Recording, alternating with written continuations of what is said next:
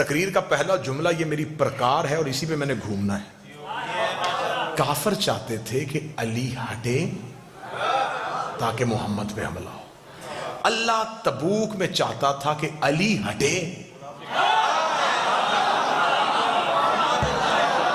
تاکہ یہ محمد پہ حملہ کریں. منافق ظاہر ہو. یہ علی کے خوف کی وجہ سے سہمے ہوئے ہیں. ذرا علی کا خوف ختم کرو. علی مدینے رہ گئے.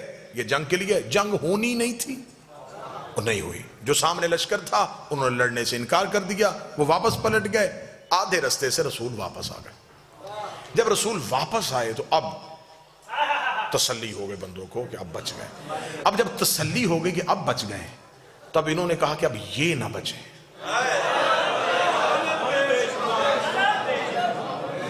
یار آپ سن کیا رہے ہیں؟ میں جگر نکال رہا ہوں یوں تاریخ کا. ان لوگ اب ہم تو بچ گئے. اس سے اچھا موقع اور کوئی نہیں ملنا.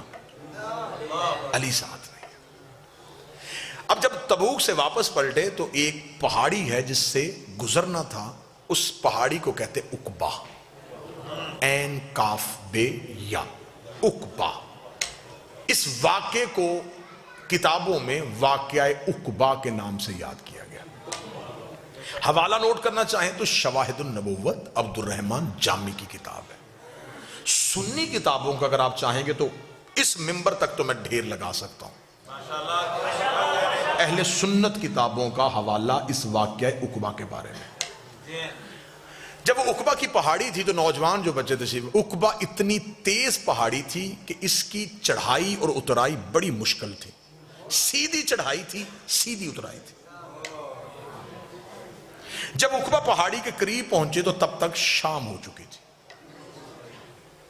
جب شام ہو گئی تو منافقین نے مل کے مشورہ کیا اس سے اچھا اور نادر موقع نصیب نہیں ہونا.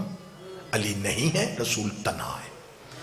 ایسے کرتے ہیں کہ جب رسول عقبہ کی پہاڑی کے بالکل اوپر جائیں تو رسالت مآب کی اونٹنی کو پہاڑی سے دھکا دے دیں. سنیے گا. جب ہم پہاڑی سے دھکا دے دیں گے تو قتل کسی کے سر پہ نہیں آئے گا. ہم کہیں گے یہ حادثہ ہوا. یہ محض ایک حادثہ تھا.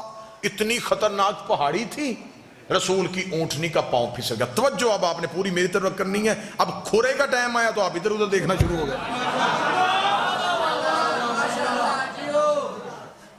ہم کہیں گے حادثہ ہو گیا. یہ اب اس چکر میں تھے. جب بالکل پہاڑی کے قریب پہنچے نا جی تو رسول نے کہا رکو بھائی. لشکر رک گیا. جی یا رسول اللہ. فرمایا ابھی جبریل آیا ہے, اس نے اللہ کا حکم دیا ہے میں اکیلا اوپر سے جاؤں گا, تم سارے نیچے سے جاؤ.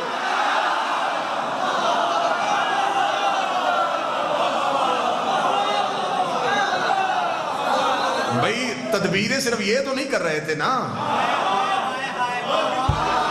وہ بھی کر رہا.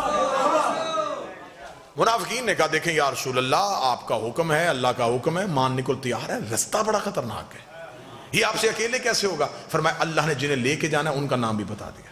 کون جا رہا ہے؟ فرمایا حذیفہ یمانی اور عمار یاسر. یہ دو صحابی میرے ساتھ جائیں گے, تم سب نیچے سے جاؤ. عمار جی یا رسول اللہ میری اونٹنی کی مہار پکڑ. لفظ سنا بالکل بے نہیں واقعہ پڑھ رہا. رسالت مآب نے فرمایا کیونکہ رسول پاک اپنی سواری کے لیے چابک یا تازیانہ استعمال نہیں کرتے تھے. رسالت مآب نے فرمایا حذیفہ تیرے پاس تیری سواری کا چابک ہے؟ جی یا رسول اللہ ہے. وہ نکال لا. کیوں؟ میری اونٹنی کو پیچھے سے ہانکنا. حذیفہ کہتا پہ نبی کا حکم سن کے میں سہما کہ نبی تو اپنے جانور کو تازیانہ ہی نہیں مارنے دیتے, تو میرے ہاتھ میں چابک دے دیا ہے, تو میں اس سواری کو چابک کیسے ماروں گا جس پہ نبی بیٹھے ہوں گے؟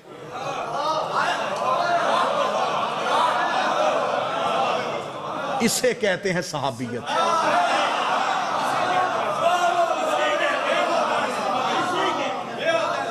اگر میں نے اس اونٹنی کو چابک مارا تو جانور کی فطرت ہے جب اس کو تازیانہ وہ دوڑتی ہے, تو اگر یہ دوڑی تو پہاڑی خطرناک ہے, یہ سنبھلے گی کیسے؟ حذیفہ کہتا میں کشمکش میں مبتلا ہو گیا. سفر شروع ہوا. اللہ نے اتنا گہرا اور گھنا اندھیرا کر دیا کہ حذیفہ کہتے کہ مجھے اپنا ہاتھ بھی نظر نہیں آ رہا. خطرناک پہاڑی، اندھیرا. حذیفہ کہتا کہ جب ہم بالکل پہاڑی کے اوپر جا رہے تھے تو اب منافقین نے کہا کہ اگر نبی نے رستہ بدلا ہے تو اب ہم نے تدبیر نہیں بدلنی، ہم نے آج کا موقع ضائع نہیں کرنا. ہم پیچھے سے اپنے گھوڑوں کو دوڑائیں گے، پیچھے سے جا کے نبی کی اونٹنی کو دھکا دے کے ہم واپس آ جائیں گے. ہم کہیں گے نبی نے ہمیں ساتھ لے کے گئے ہی نہیں، ساتھ لے کے جاتے ہم حفاظت کر لیتے. اب تدبیر ادھر سے پلٹی گئی. قتل علی پڑھنے لگا ہوں، قتل علی، جڑیں دکھانے لگا ہوں کہاں سے نکل رہی ہیں. انہوں نے کہا ایسے کرتے ہیں کہ ہم پیچھے سے جائیں گے. جب بالکل پہاڑ کے درمیان میں پہنچے انہوں نے پیچھے سے گھوڑے دوڑائے، سر پٹ گھوڑا دوڑا اوپر کی جانب. جب گھوڑا تیز رفتاری سے اوپر کی طرف دوڑ رہا تھا ایک تیز چڑھائی پہ، رسالت امام نے آواز، حذیفہ جی یا رسول اللہ، یہ جو چابک میں نے تجھے دیا ہے نا ان کے گھوڑوں کے منہ پہ مار.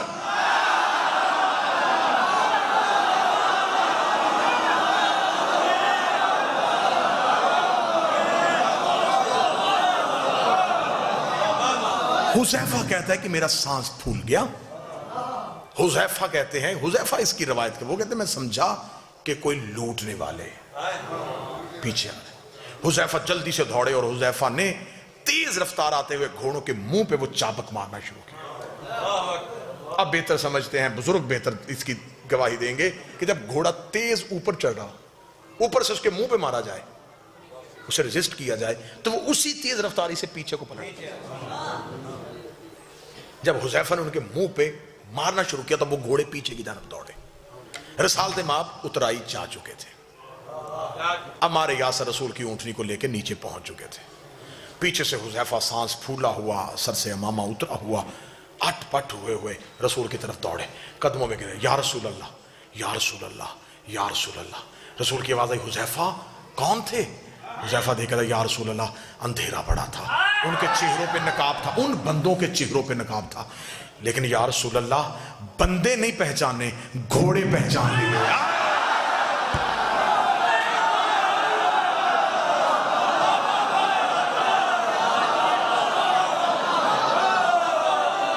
گھوڑے پہچان لیے.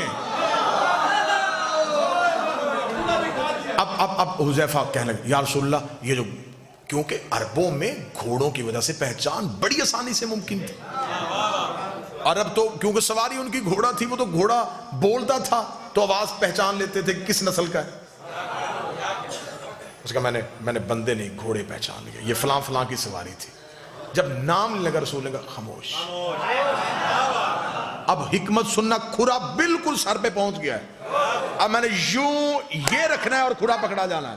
اب میں نے دیکھنا کہ آپ چور پکڑتے کیسے ہیں. اب دیکھو گا ملتان کیسے محنت سنتا ہے. رسول نے فرمایا حذیفہ بندوں کے نام مدینے جا کے نہیں لینے. کیوں یا رسول اللہ؟ انہوں نے حملہ کیا. فرمایا اگر تم نے مدینے جا کے ان کے نام لیے تو اسلام کی تبلیغ رک جائے گی. لوگ کہیں گے کل مکے سے بندے مسلمان کر کے لے کے گیا، مدینے جا کے پرانی دشمنی کی وجہ سے قتل کر دیے، پھر کلمہ نہیں پھیلے گا، پھر دین نہیں پھیلے گا، اسلام یہیں پہ یہی رک جائے گا. ان کی وجہ سے میں اللہ کا دین روکنا نہیں چاہتا، میں تبلیغ مذہب کو روکنا نہیں چاہتا. انہوں نے کہا یا رسول اللہ پھر یہ بھی تو کوئی بات نہیں کہ ان کی اتنی بڑی سازش، اتنی بڑی سازش، اللہ نے نام بھی نہیں لیے، آپ بھی کسی کا نام نہیں لینے دیتے، اللہ بھی نام نہیں لے رہا، آپ بھی کسی کا نام نہیں لینے دیتے. پھر بندوں کو کیسے پتا چلے گا جو قیامت تک کے لیے لوگ آئیں گے، انہیں کیسے پتا چلے گا کہ تیرے مخلص کون تھے، تیرے دشمن کون تھے؟ نبی نے کہا کیا یہ نشانی تھوڑی نہیں ہے؟ اگر یہ میری زندگی میں مر گئے تو میں جنازہ نہیں پڑھاؤں گا، میرے بعد مر گئے تو علی جنازہ نہیں پڑھاؤں.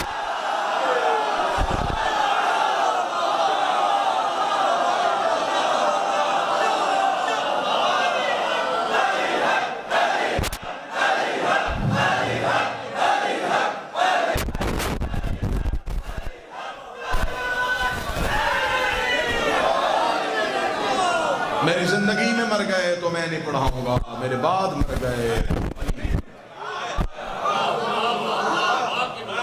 جنازہ مغفرت کی دعا ہے، جنازے کی تکبیر مغفرت کی دعائیں معصوم نہیں کرے گا.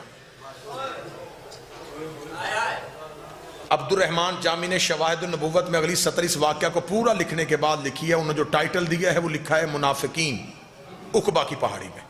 واقعہ عقبہ پورا لکھنے کے بعد انہوں نے نیچے لکھا کہ اس واقعہ عقبہ کے بعد جب بھی کوئی مدینے میں مرتا تو صحابہ اکرام رضوان اللہ علیہ مجمعین حذیفہ اور عمار کو ڈھونڈتے تھے کہ جنازے پہ جانا چاہیے کہ نہیں جانا.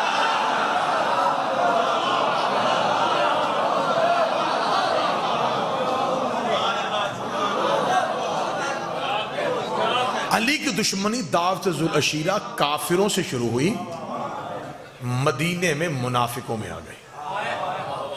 یہ منافقت چلتی چلتی پہلے سوال کا جواب میں نے 50 منٹ میں دے دیا کہ علی کی دشمنی ذاتی نہیں تھی، اللہ اور نبی کی دشمنی تھی. اور کس کس سے تھی؟ اگلا جواب کہ جو علی کی آخری جنگ ہوئی ہے وہ جمل اور صفین میں کافروں سے نہیں ہوئی،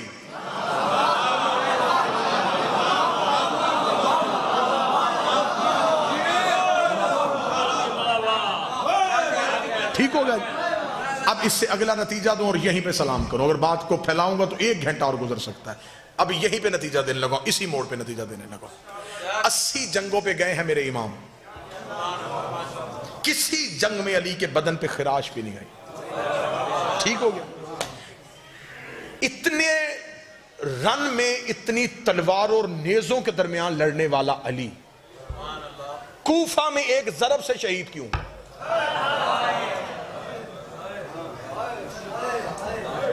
سوال میں نے ملتان کی ہوا میں چھوڑا. جو چاروں طرف سے تلواروں کا رش تھا، میں فضائل پڑھ رہا ہوں، مسجد میں علی نے شہادت کیوں لی؟ میرے اللہ اگر تو نے علی کو شہادت دینی تھی کسی میدان میں دیتا، تیرے دین کا روب بڑھتا، تیرا دین بچاتا بچاتا علی فلاں میدان میں شہید ہو گیا. شہادت دی تھی تو میدان میں کیوں نہیں دی؟ دوسرا سوال، امیر المومنین نے دعوت ذوالعشیرہ سے لے کے خم غدیر تک کسی موقع پہ نہیں کہا فوزت برب الکعبہ.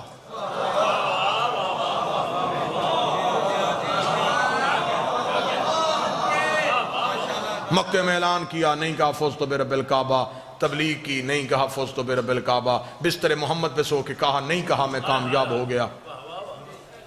بدر فتح کر کے نہیں کہا، احد کا فاتح بن کے نہیں کہا، خیبر کا دروازہ اکھاڑ کے نہیں کہا، مرحب کو قتل کر کے نہیں کہا، خندق میں کل ایمان بن کے نہیں کہا، زہرا کا شوہر بن کے نہیں کہا، حسنین کا بابا بن کے نہیں کہا، خم غدیر میں اپنی ولایت کا اعلان کروا کے نہیں کہا، صحابہ سے اپنی بیعت کروا کے نہیں کہا. 19 رمضان کو کیوں کہا؟ دونوں سوال ایک جواب میں پرونے لگا ہوں. جنگ میں، میدان جنگ میں شہید کیوں نہیں ہوئے؟ اور فوزت برب الکعبہ 19 کو کیوں کہا؟ تیار ہے ذہنی طور پہ؟ ہر میدان میں علی گئے تھے دین بچانے کے لیے. اب علی کے سامنے کافر نہیں منافق تھے. منافق علی کے لیے ہر سازش تیار کر رہے تھے. اتنی سازشیں تیار کر لی تھیں کہ اگر وہ سازشیں تاریخ کا حصہ بن جاتی تو آج حقیقت سمجھنے والا کوئی بھی نہ ہوتا. امیر المومنین کو خبر تھی کہ سازشوں کا مرکز بن رہا ہے اور میرے خلاف سازشیں ہو رہی ہیں. اتنی سازشیں ہوں گی، اتنی سازشیں ہوں گی کہ ایک دور آ جائے گا پھر علی والوں کو یہ کہہ کے قتل کر دیا جائے گا، یہ علی کو اللہ کہتے ہیں، یہ علی کو اللہ کہتے ہیں، یہ علی کو اللہ کہتے ہیں. پھر علی نے بھی کہا کہ اب میدان کا انتخاب نہیں کروں گا، اب میں بھی مسلح کا انتخاب کروں گا، میں بھی مسلح کو چنوں گا. علی نے وضو کرتے ہوئے قاتل کو ضرب نہیں مارنے دی، علی نے مسح کرتے ہوئے قاتل کو ضرب نہیں مارنے دی، علی نے قیام کی حالت میں قاتل کو ضرب نہیں مارنے دی، علی نے رکوع کی حالت میں قاتل کو ضرب نہیں مارنے دی. ادھر علی کا سر سجدے میں آیا، ادھر قاتل کی ضرب آ گئی. علی نے کہا اب جب بھی میری شہادت پڑھی جائے گی ہر کوئی کہے گا علی سجدے میں تھا، علی سجدے میں تھا، علی سجدے میں تھا، علی سجدے میں تھا. سجدہ کر دیا، تو بچ گیا، علی کامیاب.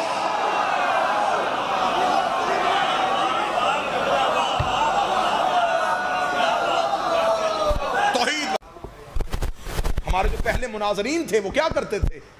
وہ تاریخ پڑھتے تھے. اب ہماری ممبر کی تاریخ بدل گئی ہے, ہم نے اس سبجیکٹ کو چھوڑ دیا. امیر المومنین کے قتل کا منصوبہ 19 رمضان نہیں. پہلی خلافت کا دور تھا جب علی کو قتل کرنے کا منصوبہ ایک بار پھر بنا تھا. ایک شخص ہے جس کو علی کے قتل کے لیے مسجد میں بھیجا گیا تھا, اور اسے علی کو قتل کرنے کا طریقہ وضو کرنے کے بعد مسح میں بتایا گیا تھا.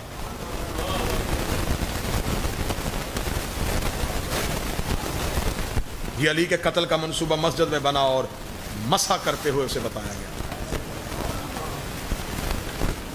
اور جب خوف طاری ہو گیا علی کا, علی کو یوں مصلی پہ دیکھا کہ علی کے چہرے پہ روب جلال, ڈر گئے, اور اسے نماز میں سلام پڑھتے ہوئے اسے روک دیا گیا. چہرہ پھیرا اور اسے اشارہ کر.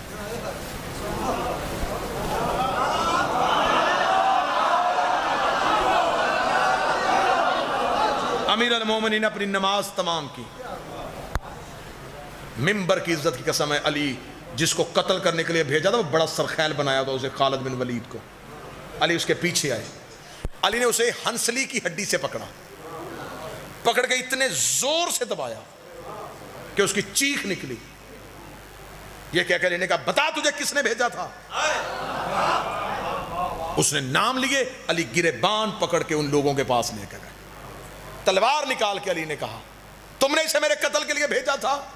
جب علی کا چہرے کا روب اور نیام سے نکلتی ہوئی تلوار دیکھی تو ان کی زبان سے آواز نکلی تجھے اس قبر کا واسطہ, ہمیں معاف کر دو. علی نے تلوار نیام میں واپس کر کے کہا اگر میرے پاس نبی کی وصیت نہ ہوتی کہ یا علی میرے بعد تلوار نیام میں رکھنا, پھر میں دیکھتا کہ تم علی کو کیسے کمزور سمجھتے. بس علی کی زبان, انہیں نبی کی وہ وصیت پتا تھی کہ نبی کے بعد علی لڑے گا نہیں. یہی تو وجہ ہے کہ مدینے کا ایک یہودی جب امیر المومنین کے گلے میں رسی ڈالی گئی تو اس نے علی کے قدموں میں گر کے کہا مجھے کلمہ پڑھا. علی نے کہا مدینے کب سے آیا ہے؟ اس نے کہا جب تو نے خیبر فتح کیا تھا, میں گھر بار چھوڑ کے مدینے آ گیا تھا. علی نے فرمایا میرے خیبر میں مسلمان نہیں ہوا, آج میری بے بسی پہ ہو رہا ہے. اس نے کہا میں نے تجھے خیبر میں لڑتے دیکھا ہے, میں نے تیری تلوار تیری انگلیوں پہ لہراتی دیکھی ہے, میں نے دروازہ بھی اڑتے ہوئے دیکھا ہے, تب مجھے پتا تھا تو اپنی طاقت دکھا رہا ہے. آج تیری یوں جھکی ہوئی گردن بتا رہی ہے تو خود نہیں چلتا, تجھے کوئی چلا رہا ہے.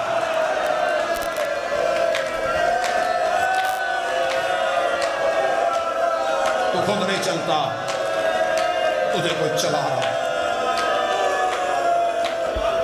تو خود نہیں لڑتا, تجھے کوئی لڑنے کا حکم دیتا. عید قریب تھی اور زینب یتیم. 3 مہینے سے رونے کے لیے ترسی ہوئی قوم. اب پتہ چلا ہے کہ حسین کے ذکر کی قدر کتنی ہے. اب ہمیں پتہ چلا ہے کہ عزادار یہ حسین کتنی بڑی نعمت ہے. اب ہم گھروں میں چیخے مار مار کے کہہ رہے ہیں مولا ہم ہر چیز کے بغیر زندہ رہ سکتے ہیں, مولا ہم تیرے بغیر زندہ نہیں رہ.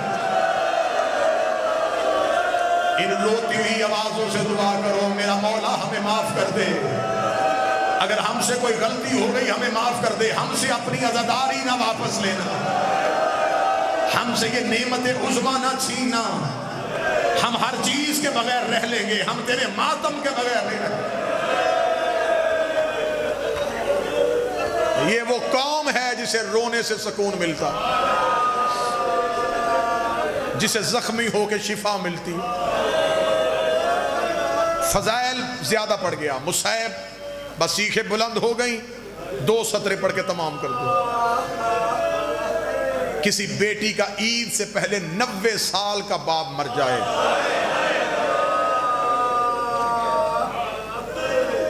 علاقے کے بزرگ نماز عید کے بعد کہتے گھروں کو نہیں جانا، پہلے اس بچی کے گھر جائیں، اس کا باپ مرا ہے، آج وہ دروازے کی طرف دیکھ رہی ہوگی، اسے جا کے اس کے باپ کا پرسہ دیں۔ عید والے دن بیٹیاں دروازے کی طرف دیکھتی ہیں، اگر چیخ ہے اس سے بھی بلند ہو سکے تو کرنا۔ 21 رمضان کو علی نے دنیا چھوڑی، 9 دن بعد کوفے میں پہلی عید آ گئی۔ علی کی بیٹیاں دروازے کی طرف دیکھ رہی تھیں، زینب کے گھر کا دروازہ کھلا، حسن کا پہلا قدم بہن کے گھر میں آیا، زینب تڑپ کے اٹھی، حسن کے گلے میں باہیں ڈالی، رو کے کہتی بتا بھائی بن کے آیا ہے یا بابا بن کے آیا ہے؟ حسن رو کے کہتی آج بھائی بن کے نہیں، آج بابا علی بن کے آیا ہوں۔ رو کے کہتی پھر بیٹیاں باپ سے جو مانگے باپ کو دینا پڑتا ہے، اگر میں تجھ سے کچھ مانگوں تو مجھے دے گا؟ حسن رو کے جو مانگنا مانگ، آج میں باپ ہوں تو بیٹی ہے، جس بندے نے گھر تک ماتم کرنا ہے۔ رو کے کہتے پھر میری منت ہے، ایک بار غازی سے کہے میرے باب علی کے کپڑے پہن کے میرے گھر میں آئے، میں غازی کو دیکھوں، مجھے میرا بابا علی۔ حوصلہ حوصلہ حوصلہ، ایک بار غازی سے کہے میرے باپ علی کے کپڑے پہن کے آ، میرے مالک اس ماتم کا صدقہ ہر شیعہ کو اپنی حفاظت میں رکھے۔ ایک بار غازی سے کہے میرے باب علی کے کپڑے پہن، مجھے میرے گھر میں چل کے دکھا، میں چلتا ہوا غازی دیکھوں، مجھے میرا بابا علی یاد۔ شہادت نہیں پڑھ سکوں گا، 2 روایتیں پڑھنا، اللہ میرے بھائی باقر شاہ کی بہن کو حسین کی بہن کے صدقے جنت میں اعلیٰ مقام عطا کرے۔ جتنے بھی آئے ہو میرا مالک، جتنے ذکر میں بیٹھے ہیں، تجھے بی بی کے اجڑنے کا واسطہ، ہر عزادار کو اپنی حفاظت میں رکھنا، میرے مالک ہر جسمانی روحانی بیماری سے بچا کے رکھنا۔ 17 رمضان 40 ہجری، ضربت سے 2 دن پہلے علی نے کوفے کی جامع مسجد میں آخری تقریر کی۔ تقریر کرتے کرتے علی کی آواز، کوفے والو، میں نے کبھی کسی یتیم کو ستایا تو نہیں؟ کوفے کی لوگوں کی آواز آئی، نہیں یا علی، ہم نے تجھ جیسا عادل امام تو دیکھا ہی نہیں۔ علی رو کے فرماتے پھر میرے بعد یتیموں کو ستانا نہ،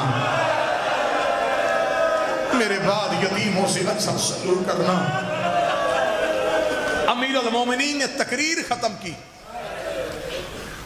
مسجد کے صحن کے اندر کوفے کے لوگوں نے علی کو گھیرے میں لے لیا۔ یا علی، آج آپ کی تقریر میں یہ جملہ کیوں آیا؟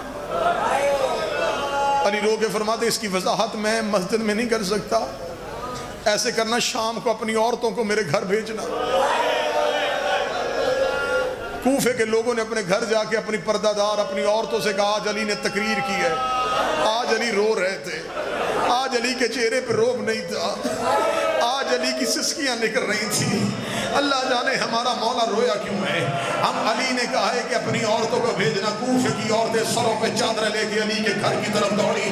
علی دروازے میں بیٹھ گئے، علی نے گھر کا دروازہ کھولا، ایک ایک کوفے کی عورت علی کے قریب سے گزر دی گئی۔ علی کا گھر کوفے کی عورتوں سے کھچا کھچ بھر گیا۔ جب علی کا شہر بھر گیا، علی نے اپنے گھر کا دروازہ بند کیا، دروازہ بند گیا۔ فضہ بہن، فضہ کی آواز ہے جی مولا، فرمائے چراغ روشن کر۔ فضہ نے چراغ روشن کیا۔ علی کی آواز ہے فضہ میری زینب کے حجرے کے قریب آ۔ فضہ بی بی کے حجرے کے قریب آئی۔ علی نے اپنا چہرہ دیوار کی طرف کیا، رو کی آواز ہے میرے زینب کے حجرے کا پردہ ہٹا، کوئی سید مجمع میں بیٹھا ہے مجھے معاف کر دینا۔ فضہ نے زینب کے پردہ ہٹایا۔ علی کی آواز ہے فضہ چراغ زینب کے چہرے کے قریب کر۔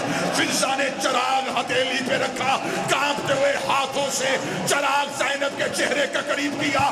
علی نے دیوار پہ سر مارا، آواز آئی زینب ایک بار اپنی چادر ہٹا۔ زینب نے چادر ہٹائی۔ علی کی آواز آئی کوفے کی عورتوں، اس کا چہرہ پہچان لو، یہ میری بیٹی زینب ہے، اگر یہ کوفے آئے اسے پتھر نہ مارنا، اس کا تماشا نہ دیکھنا۔